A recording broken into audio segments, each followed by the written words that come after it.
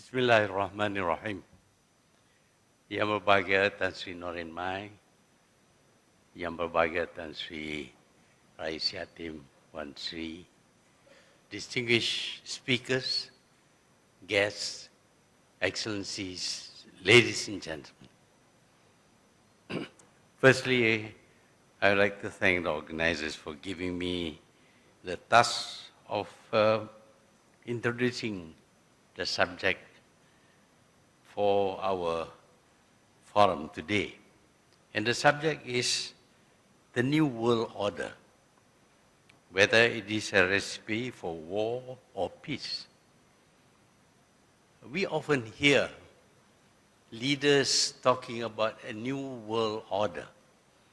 And for most of us, when somebody speaks about a new world order, we visualize a better world, a world where we live a much more prosperous life, free of oppression and the like. But actually, the idea of a new world order is not new. It is very old. And you heard from Tan Sri Norin Mai just now what kind of new world order was first conceived. Basically, it is about having a world government. We should abolish all states, all nations, all borders, but instead have only one world government. And that world government is to be by certain people, elites, people who are very rich, very intelligent, very powerful in many ways. They are the ones who will govern the world. There was not much talk about democracy or choice of leaders. Instead, there was to be a government by these elites who will impose their rules on everyone in this world. And for those who are unwilling to submit to them, there will be punishment. This is the concept initially, but many have not read or do not know about this concept. But it is important for us to remember that this new world order is an old world order. It's something that was conceived more than 100 years ago. And yet it is being repeated by powerful politicians from powerful countries that it is new. We should be asking ourselves whether the people who originally conceived this idea has given up hope on achieving a world government. If we study carefully recent history, we will know that there are people who still wish to set up a world government where this government rules the whole nation, the whole world without regard for nations or states. There would be no borders. And when I say no borders, I'm quite sure you remember lots of talk about globalization and a borderless world. Globalization and a borderless world is an expression that relates to the concept of the New World Order as it was first conceived. They want to have a borderless world, and they want to have globalization, which means, of course, without borders, there would be no states, there would be no nations, there would be just one world. And that one world will be ruled by whom? There is no mention that it will be ruled democratically by election of leaders. That is left unsaid. But what we do see is the dominance of the people who enunciated this new world order. if you look carefully, we see that to a certain extent, this new world order is already with us. We live in a world today that is dominated by the powerful, the mighty, the people with the guns, accepting that the guns now are much more sophisticated. We have reached a stage where certain people have arms which could wipe out the population of this world. The nuclear weapons have that capacity. And the nuclear weapons are in the hands of certain countries and certain people.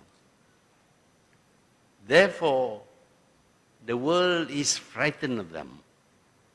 And when the world is frightened of them, the world becomes submissive to them. And when the world submits to them, effectively, there is one government in this world. And indeed, we see the promotion of this concept of a new world order through what is being done today. We know, for example, that politically there is no freedom for any nation. When we talk about free speech, freedom of, and human rights, etc., it is with regard to your own national government. Internationally, there is no free speech. If you say the wrong thing, you will be taken to task and you will be vilified in the international press, which is under their control. If you say the wrong thing, action may be taken against you. And the wrong things are those said which seems to negate or reject the idea of a new world order, which is already in being today. You can criticize your own government, but not the power that is running the world today. So we find that already there is a new world government enforced with powerful military forces and a willingness to subvert and undermine the governments of all countries. Politically, we see them urging every country to undergo regime change, except for those who are already submitting to them. There must be regime change so that all governments in this world would submit to this world power, this world government.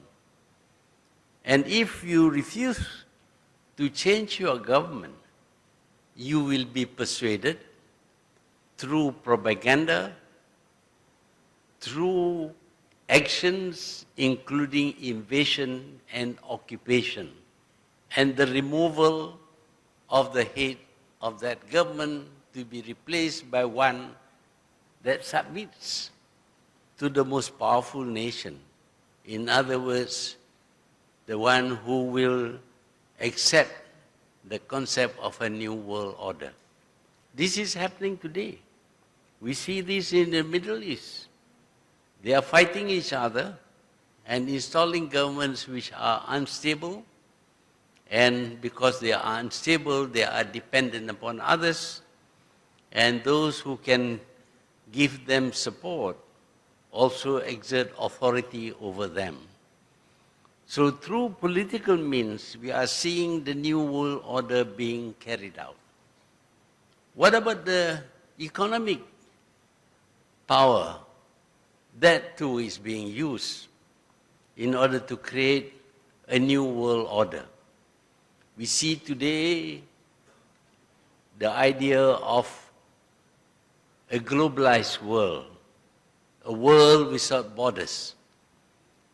That is not so easily done, and so the approach in some cases is through various forms of agreement we talk about free trade agreement.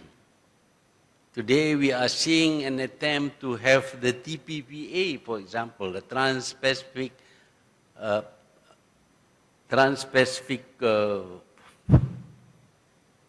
Partnership Agreement. It's not a partnership. All the countries which participate in this agreement will be subjected to more rules than they ever had before. In other words, the TPPA is not about free trade. It is about trade subjected to all kinds of laws and regulation, exposing countries to being sued in international courts which are set up separately by others. So the TPPA is not about free trade, it is about regulated trade. Once you have regulated trade, then of course the most powerful economy will dominate that system conceived under the TPPA. So you can see that an attempt is being made to control commerce, international commerce, and the well-being, the economic well-being of nations through so-called free trade agreement. Free trade agreement which is not free at all. Many fail to notice this because it was called, or it is called, free trade. But actually it should be called regulated trade. But that is not all. We find that if you are recalcitrant, you don't like to conform, then you may have sanctions placed against you. We see already countries like Iran and Russia facing the application of sanctions on their trade with other countries. But the sad thing is that in the attempt to apply sanctions to this country, they have to apply sanctions to even their friends, to even people, countries which are not their target. For example, when sanctions are placed against Iran, Malaysia also faces sanctions. Because if we try to trade with Iran, then we will receive all kinds of punitive action, like closing down our banks and other things. So the attempt to control the world through the most powerful nation is already on in not just the political field, but also in the economic field. Then there is the moral values that are being promoted. You are not allowed to have your own value system. You must conform to the new value system as conceived by the powerful. We should have freedom, and freedom should be unlimited.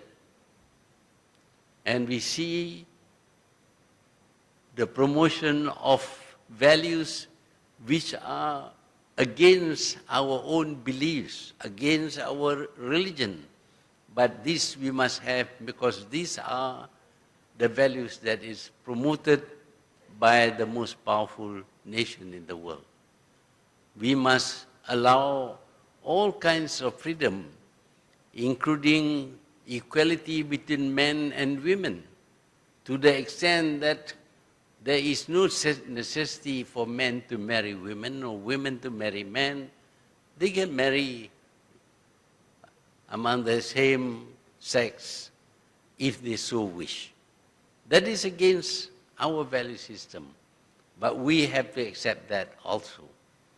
And there are other values which are being undermined because of the need to set up one single system of moral values.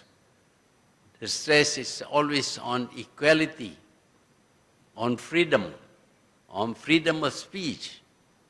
And so we have what happened to this magazine called Charlie Hebdo. From France. And because of freedom of speech, this magazine has a right to insult other people. Now, if you allow insulting people as part of the freedom of speech, you will have no peace.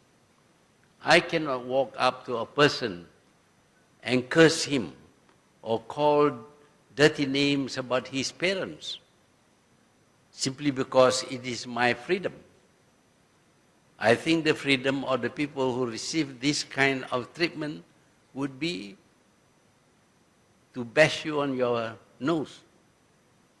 But the interpretation of freedom is that you can say anything, insult anybody you like, because freedom is the most important thing in this system of moral values that is being promoted. So along all the three areas, you see an attempt to undermine everything that we believe in, undermine our politics, undermine our economy, and undermine our moral values. When this happens, of course, if all were to accept all this as the necessary thing for our lives, then there would be the need to submit to one single government, a world government. And this world government will govern without our consent. They will govern according to their own concept of governance, their own ideas about freedom, their own ideas about what is right and what is wrong. And when this happens, of course, then the new world order would have succeeded fully. What we are seeing today is a process towards that direction, the establishment of a world government that is responsible to nobody. We would have no choice at all as to who should rule this world. We have to accept the rulers because they consider themselves as the most suitable people to rule this world. So this idea about the new world order is still in place. The new world order meaning that there should be one world government and they should rule according to their whims and fancies. What we are seeing today happening in the Middle East, happening in many other countries, including in Malaysia, where interference is being made in the political process of this country, all these are in the interest of establishing the new world order. Now, would this bring peace to us? Or would it cause wars to be fought in many places? We already see wars being fought in the Middle East, wars were fought in Vietnam and in many other parts of the world because of the need for the people who are promoting the new world order to establish their government of the world. And not only wars, we see all kinds of subversion taking place, undermining our moral values to the extent that we become helpless, unable to do anything. And the peace that we will get from this is the peace of the graveyard, because the intention also is to reduce the number of people in this world. At the time when the New World Order was enunciated, the population of this world was only 3 billion. The intention was to reduce it to 1 billion. Now the population of the world is 7 billion. There will be a need to kill many billions of people or to starve them to death or to prevent them from giving birth in order to reduce the population of this world. This is what is in store for most. for those who will suffer and die, there will be the peace of the grave. But would there be war? Of course, there would be war. We are seeing this already. Not wars in the countries which are promoting the New World Order, but in other places. The wars are meant to weaken and destabilize small nations so that they will succumb, they will submit to the New World Order as proposed by the powerful nations. So both possibilities are there. There would be the peace of the grave, or there would be war, and the world will be in a state of turmoil. We are very grateful that so many thinkers are here today to give their views of the New World Order. I have tried to explain what the New World Order is all about, but I am quite sure that we will learn more about the New World Order from the eminent speakers who have been invited. So with that, I would like to say thank you to the organizers for giving me this opportunity to launch the international conference on the New World Order, whether it is a recipe for war or for peace. I thank you. Thank you to Yang Amat Berbahagia Tun Dr. Mahathir Mohamad. Thank you for your words of wisdom and for your unending determination. I'd like to request that Yang Amat Berbahagia Tun remain on stage as I invite Yang Berbahagia Tan Sri Rais Yatim, Yang Berbahagia Tan Sri Norian Mai, and Professor